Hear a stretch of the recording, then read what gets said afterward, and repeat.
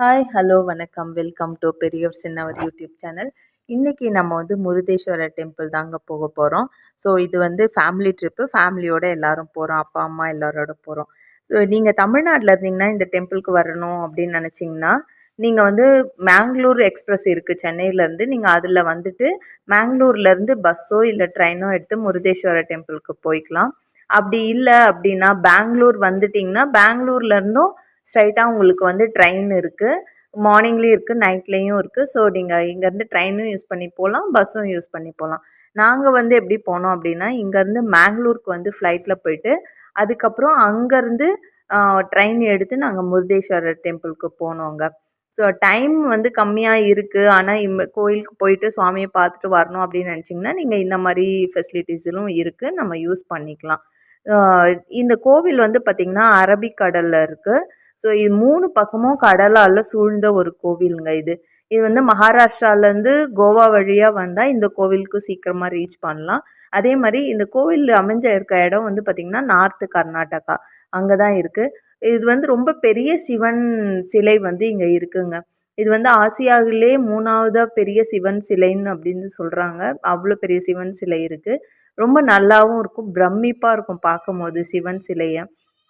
இங்கே வந்து பார்த்திங்கன்னா சிவன் வந்து லிங்கமாக இல்லாமல் உருவமாகவே வழிபடுறாங்க. ரொம்ப நல்லாயிருக்கு அந்த உருவமாக பார்க்கும்போது.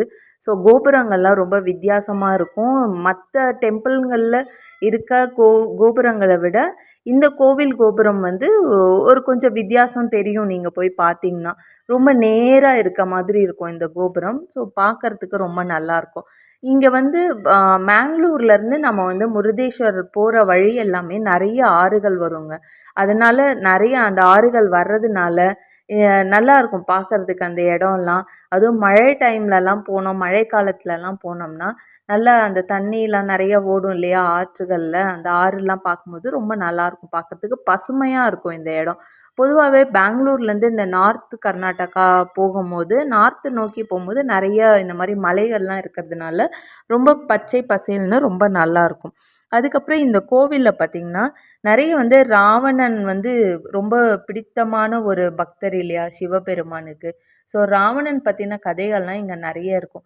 இந்த கோவிலே எப்படி உருவாச்சு அப்படின்னா, ராவணன் வந்து சிவனை வந்து லிங்க வடிவத்தில், ஆத்மலிங்க வடிவத்தில் எடுத்துகிட்டு போகணுன்னு சொல்லிட்டு எடுத்துகிட்டு போகும்போது அதுலேருந்து ஒரு பகுதி வந்து இங்கே விழுந்ததுனால தான் இந்த டெம்பிள் வந்தது, இங்கே வந்து சிவன் வந்தார் அப்படின்னு சொல்லி ஒரு ஐதீகம் இருக்குது. ஸோ அதனால் அவரோட பெரும் பக்தரான அந்த ராவணனை பற்றின ஸ்டோரிலாம் இதில் நிறைய இருக்கும். அவர் வந்து சிவனை வந்து நேரில் பார்க்கணும் அப்படின்னு சொல்லிட்டு தவம் பண்ணி, அவர் வந்து வரலன்னா நான் என்னோடய தலையை 10 தலைகளையும் வெட்டி வெட்டி நெருப்பில் போட்டுருவேன் அப்படின்லாம் சொல்லி போடுவார் இல்லையா. ஸோ அந்த மாதிரி கதைகள் எல்லாமே வந்து இங்கே நல்ல ஒரு காட்சி படமாக வச்சுருக்காங்க. இங்கே போய் பார்க்குறவங்களுக்கு ராவணனோட பக்தி வந்து என்ன அப்படின்னு சொல்லிட்டு நம்ம எல்லாருமே உணரலாம். அந்த அளவுக்கு ரொம்ப நல்லா இருக்குங்க இந்த டெம்பிள்.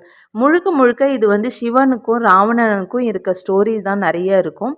இந்த டெம்பிள் வந்தது, சில டெம்பிள்லாம் எப்படி வந்தது அப்படின்னு சொல்லிட்டு அதெல்லாம் வந்து அங்கே வந்து பார்க்கலாம். அதே மாதிரி அந்த கோவிலோட கோபுரத்துக்கு நம்ம மேலே போய் பார்க்குறதுக்கு லிஃப்ட் ஃபெசிலிட்டிஸ் இருக்குது, அதுலேயும் போய் பார்க்கலாம். 30 ரூபா சார்ஜ் பண்ணுவாங்க. ஸோ இந்த மாதிரி இந்த கோவிலுக்கு போகிறவங்க நீங்கள் அந்த கோபுரத்து மேலே போய் பார்த்தீங்கன்னா நல்லா அந்த கடல் சுற்றி இருக்க கடலில் அந்த சிவனை பார்க்குறது வந்து ரொம்ப அருமையாக இருக்கும். நீங்கள் இங்கே வரவங்க கண்டிப்பாக இதை பார்த்து என்ஜாய் பண்ணுங்கள். இந்த மாதிரி நைட்டில் வந்து அதுவும் பார்க்குறதுக்கு இன்னும் நல்லாயிருக்கும். அந்த லைட்டோட வெளிச்சத்தில் இன்னும் அருமையாக இருக்கும் பார்க்குறதுக்கு. ஸோ நீங்கள் அந்த கலர் லைட்ஸ்லாம் நிறைய போடுவாங்க, அது வந்து இன்னும் அற்புதமாக இருக்கும். இங்கே வரவங்க நீங்கள் இதெல்லாம் பார்த்து என்ஜாய் பண்ணுங்கள். இன்னொரு வீடியோவில் சந்திக்கலாம். Tata, bye bye.